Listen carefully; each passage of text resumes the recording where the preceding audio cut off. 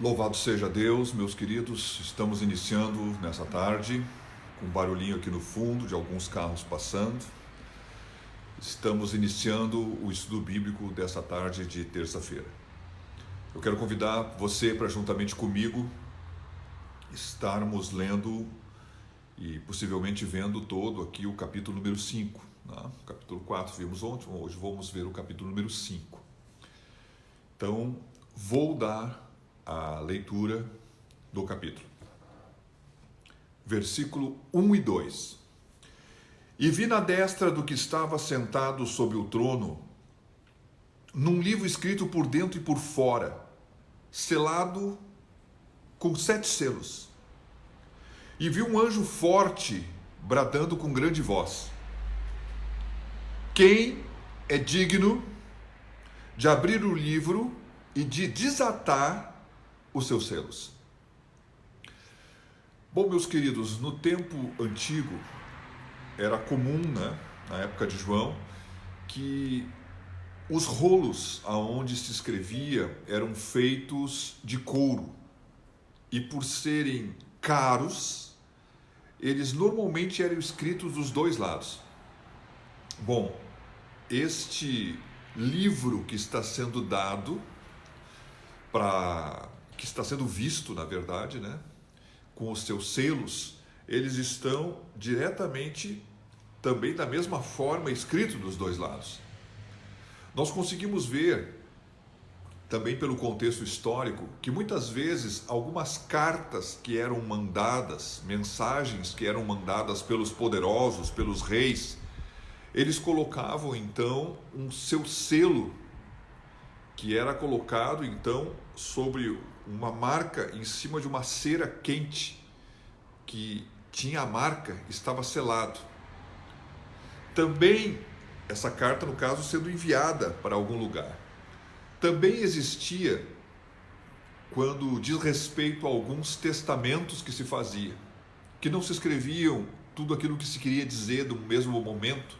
Então, na medida que vai sendo escrito, e a escrita não era como a nossa, rápida, na medida que vai sendo escrito, então, e se para no momento, se selava até onde estava sendo feito, e depois se continuava escrevendo. Falando isso, eu quero dizer que, na verdade, os selos eram algo comum, na maneira que se pudessem estar mencionado na visão, na maneira que João está retratando o que ele viu na sua época, na visão que ele tem lá no céu. Falando isso a respeito do anjo, diz que é um anjo forte. Não se sabe quem é esse anjo teologicamente, se pensa pelo significado de Gabriel, que é força de Deus, que pudesse ser, mas não há uma afirmação que seja. Mas ele está então bradando, ou gritando, ou declarando, tendo autoridade para falar na presença de Deus. Ele está então fazendo uma menção de quem poderia abrir esse livro. Bom, o livro, ele diz respeito aos juízos de Deus que estavam por vir sobre a terra. Sabe que é interessante que, na medida que alguém toma uma posição de liderança, e às vezes tem que exercer ou manifestar julgamentos ou juízo, nem sempre é fácil fazer isso. Então é como que essa pergunta disseste: quem é capacitado, quem é autorizado, quem tem realmente condições para poder tomar esse rolo e abrir esses selos? O versículo 3 e 5 diz assim: e ninguém no céu, na terra, ou melhor, no céu, na terra e debaixo da terra, podia abrir o livro, nem olhar para ele. E eu chorava muito porque ninguém fora achado digno de abrir o livro, nem de ler, nem de olhar para ele. E disse-me um dos anciãos: não chores, eis aqui o leão da tribo de Judá, a raiz de Davi, que venceu para abrir o livro e desatar os seus 7 selos. Bom, a primeira referência fala que um dos anciãos veio então e falou com João para que ele não chorasse. Bom, porque existia alguém que podia abrir aquele livro. Mas é interessante, meus queridos, que essa forma aonde Jesus abre o livro, e ele vai abrir no capítulo 6 cada um desses selos, nós podemos fazer aqui uma alusão muito clara. Jesus lá nos evangelhos ele diz assim: a letra mata, mas o espírito vivifica. A verdade é que a palavra de Deus, não essa que nós estamos falando agora, mas ela toda de uma forma geral, ela necessariamente precisa ser aberta pelo Senhor para que possamos entender. Só Ele pode nos abrir, porque a palavra diz respeito a Ele mesmo. Então observe que essa dependência para que os selos que abrem os juízos de Deus que vão ser derramados na terra na tribulação, eles precisavam que no céu, aquele que era digno e autorizado para fazer isso, que é Jesus Cristo, é também uma figura de toda e qualquer revelação verdadeira que eu e você podemos ter da palavra de Deus. Porque só Ele pode abrir. Só Ele pode abrir. E na verdade, Ele vai fazer isso. E aqui, aquele ancião que fala, ele diz o seguinte: olha, tem um que pode abrir. João não precisa chorar. Tem um que pode abrir os selos que estão nesse livro. Ele é o leão da tribo de Judá. Já falamos sobre isso. E ele é a raiz de Davi. Bom, a raiz de uma árvore é aquilo que faz a árvore nascer, faz a árvore crescer e faz a árvore dar fruto. Então, quando se faz a menção raiz de Davi, essa expressão, o Senhor está dizendo assim: ó, eu sou o Criador, eu sou o Pai de Davi. E eu sou aquele que disse para ele que dos lombos dele, de Davi, eu vou trazer o Messias. Então esse é um significado do termo raiz de Davi. Mas então, o leão da tribo de Judá, da raiz de Davi, ele venceu para que pudesse ter a dignidade de poder abrir esses selos. Continuando então, no versículo 6 diz assim: e olhei e eis que estava no meio do trono e dos 4 animais viventes e entre os anciãos um cordeiro, como havendo sido morto, e tinha 7 pontas, ou 7 chifres, e 7 olhos, que são os 7 Espíritos de Deus enviados a toda a terra. Bom, quando João Batista viu Jesus passando, ele apontou e disse: eis o Cordeiro de Deus que tira o pecado do mundo. Eis o Cordeiro de Deus. Jesus é o Cordeiro de Deus. Falando nisso, meus queridos, aqui diz que Jesus parecia ter estado morto. Algumas menções teológicas dizem assim: aqui ele aparece como um cordeirinho que pareceu estar morto, mas estava de pé junto com o trono de Deus. Aqui fala que ele tinha, que aqui parece assim, conforme vamos pensar, né? Bom, ali está uma figura de um cordeiro. Está uma figura de um cordeiro e tem 7 chifres. E tem 7 olhos. Bom, imaginarmos um cordeiro com 7 chifres e 7 olhos, numa imaginação humana, isso aqui é algo que nós não achamos algo que é bonito. Né? Você não pode achar isso bonito. Mas a verdade é que o número 7 na Bíblia fala de totalidade, fala de perfeição, de plenitude. Bom, os chifres falam de poder. Quando a palavra de Deus fala que ele tem 7 chifres, ela está falando que ele tem, na verdade, um poder perfeito, uma totalidade de poder. Jesus Cristo, lá no Evangelho de Mateus, ele disse, depois de ter sido ressuscitado, foi-me dado todo o poder nos céus e na terra. Bom, aqui está falando da onipotência. Por isso que o cordeirinho tem esses 7 chifres, que fala, então, aqui de um número de perfeição, de totalidade. Então, ele tem a onipotência. Bom, os 7 olhos, que são os 7 Espíritos de Deus, é interessante, né, que volta e meia se fala desses 7 Espíritos de Deus.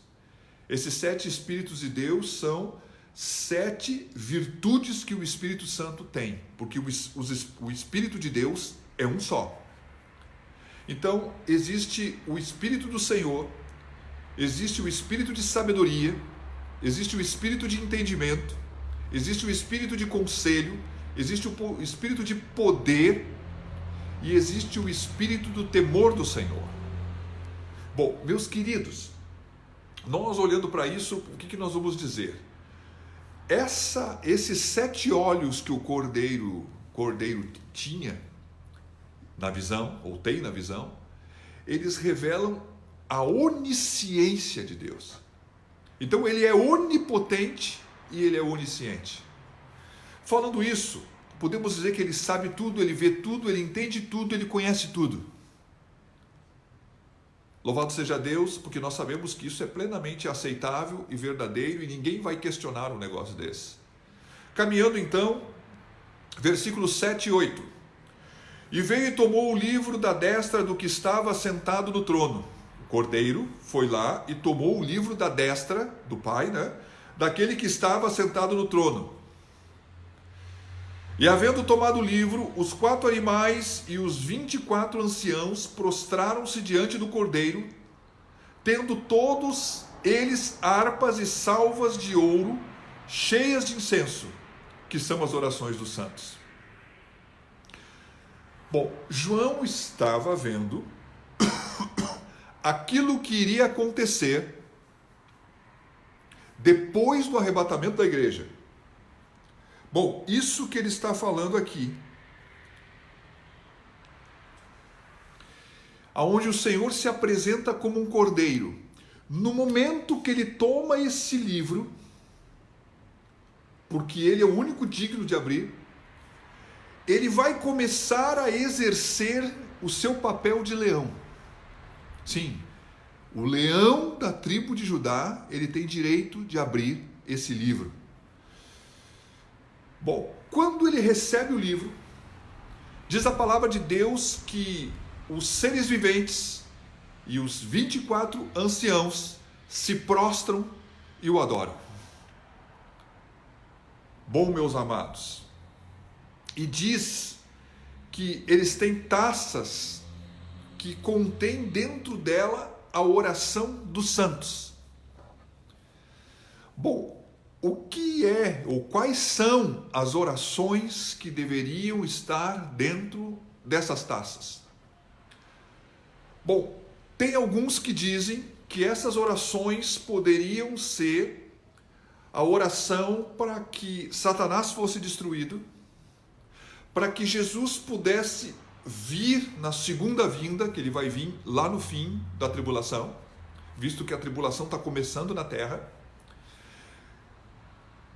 que pudesse ser a oração dos santos em favor dos seus que eles fizeram antes de serem arrebatados, visto que parentes dos santos estão na tribulação, visto que o Espírito Santo ainda está, como sempre esteve na terra, ele não está mais na igreja, como foi derramado no dia de Pentecostes, ele foi retirado porque a igreja foi retirada, mas esses parentes ainda estão, e poderiam então, essas orações que foram feitas pela igreja quando estava na terra, para que esses parentes fossem salvos, e pode ser que eles venham ainda a alcançar a sua salvação, não pela graça, mas através da perseguição e da morte.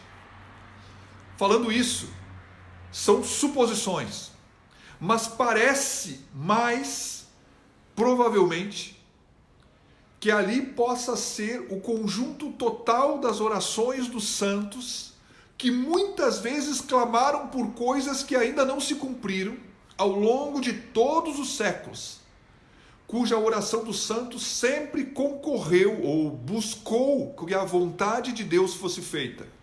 Ou é a oração dos mártires, que vão estar lá no capítulo 6, versículo 10, aos quais clamam a Deus que faça justiça contra aqueles que os perseguiram e os mataram. Pastor, por que não pode ser só uma coisa? Porque não está escrito qual é a oração. Mas a verdade é que são as orações dos santos. E em princípio ela tem que ser a oração feita pela igreja, porque estão na mão dos 24 anciãos. Caminhando aqui, vamos ler o versículo 9 e 10. E cantavam um novo cântico, dizendo: digno és de tomar o livro e de abrir os seus selos, porque foste morto e com o teu sangue compraste para Deus homens de toda a tribo e língua e povo e nação. E para o nosso Deus os fizestes reis e sacerdotes, e eles reinarão sobre a terra. Bom, o cântico que eles estão cantando está falando daquilo que Jesus vai fazer. Ele vai abrir os selos e está falando daquilo que ele já fez. Estão dando a ele dignidade. Bom, a dignidade do Senhor, ela está manifestada em várias coisas. Ele é digno porque ele não faz acepção de pessoa. Ele é digno porque ele obedeceu à vontade do Pai, foi para a cruz e morreu na cruz. Ele é digno porque deu a sua vida para que o seu sangue pudesse comprar homens que seriam feitos reino, ou reis e sacerdotes para Deus, sendo colocados numa posição que pudessem apresentar sacrifícios espirituais a Deus, segundo a vontade do Senhor. Ele também é digno porque ele pagou então o preço pela redenção, de maneira que o Pai pudesse ter muitos filhos semelhantes a ele mesmo. Então, a palavra de Deus aqui nesse ponto, nesse versículo 9 e 10, está falando da dignidade do Senhor. Vamos caminhar para o 11 e 12. E olhei e ouvi a voz de muitos anjos ao redor do trono, e dos animais, dos seres viventes, e dos anciãos, e era o número deles milhões de milhões e milhares de milhares, que com grande voz diziam: digno é o Cordeiro que foi morto de receber o poder e riquezas e sabedoria e força e honra e glória e ações de graças. Bom, meus queridos, esse número que diz aqui, milhões de milhões e milhares de milhares, podemos nos fazer pensar que são bilhões ou trilhões de anjos. Então, os seres viventes estavam adorando, os anciãos estavam adorando, e milhões e milhares de anjos estavam concordando que o Cordeiro é digno.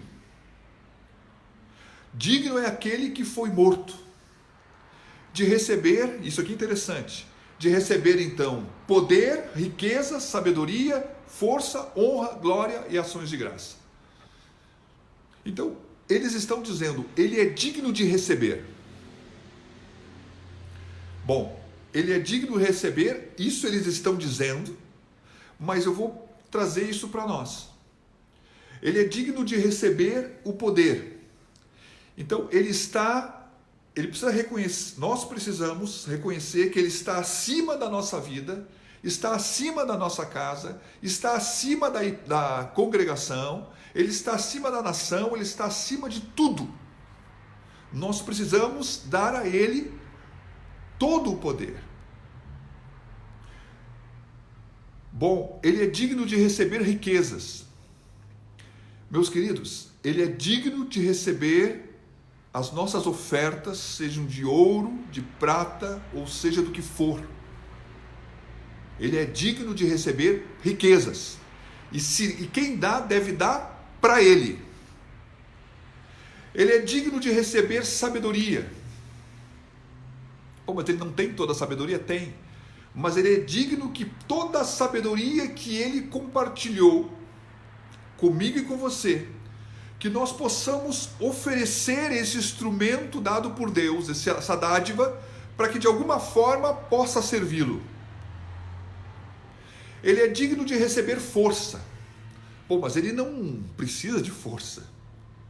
Mas ele é digno de receber toda a minha força e a tua, que nós podemos empenhar para servi-lo naquilo que é necessário servir. Todo o esforço.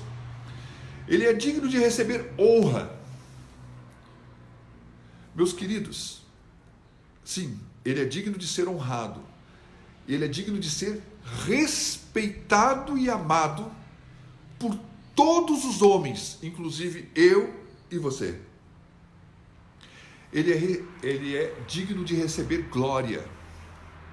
Ainda que eu consiga fazer alguma coisa, e você também, que seja louvável, ele é digno de receber toda a glória, porque é ele que opera tudo em todos. E por último, ele é digno do louvor. Meus queridos, ele é digno de ação de graças. Porque como eu posso dar glória, eu posso atribuir a ele as ações de graça, porque cada conquista, ou cada graça que temos, inclusive a própria vida que temos hoje, ela é fruto da dádiva dele. Então, aquela imensidão nos céus, tanto dos seres viventes como dos 24 anciãos e de todos esses anjos juntos, estão glorificando e declarando a dignidade e ao mesmo tempo dando para ele essa adoração, expressando todas essas coisas, dando a ele o poder, dando a ele a riqueza, dando a ele a sabedoria, dando a ele a força, a honra, a glória e o louvor. Caminhamos então, chegando aqui no versículo 13 e 14, diz assim: e ouvi toda criatura que está no céu, e na terra e debaixo da terra, e que está no mar, e a todas as coisas que neles há a dizer, ao que está assentado sobre o trono, o Pai, e ao Cordeiro sejam dadas orações de graça e honra e glória e poder para todo sempre. E os 4 animais diziam: Amém. E os 24 anciãos prostravam-se e adoravam ao que vive para todo sempre. Nesse momento, todas as criaturas e todas as coisas, sejam elas vivas ou inanimadas, glorificaram e adoraram o Cordeiro. Ele ouviu toda a criatura que há no céu, na terra, debaixo da terra, e o que está no mar, e todas as coisas que neles há. Dar ações de graças àquele que está sentado no trono e ao Cordeiro. Meus queridos, aqui inclui toda a criação. Até mesmo a natureza que estava com dores, a criação que estava com dores de parto, a natureza está glorificando a Deus. Bom, eu quero dizer uma coisa. Nós vimos aqui um momento calmo do livro. E um momento ainda descritivo. A partir de amanhã, a coisa vai pegar uma corporatividade, porque amanhã começa a ser abertos os selos. E amanhã começamos a enquadrar esses selos naquilo que vai vir. São os juízos de Deus. E eu quero convidar você, ainda que hoje fique um pouquinho mais curto, quero convidar você para estar conosco amanhã.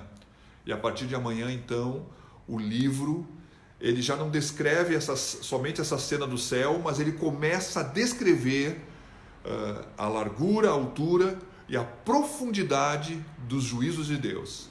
Há muita simbologia, mas é uma simbologia já de juízo, de ações, de coisas concretas, que a palavra de Deus, na medida que os selos vão sendo abertos, as trombetas vão sendo tocadas, as taças vão sendo derramadas, que tudo isso está programado por aquele que é digno de abrir esses selos, abrindo na sequência eles e trazendo então sobre a terra os juízos de Deus, para que a vontade plena do Senhor, executando como juiz, trazendo justiça, possa dar honra e glória ao Senhor.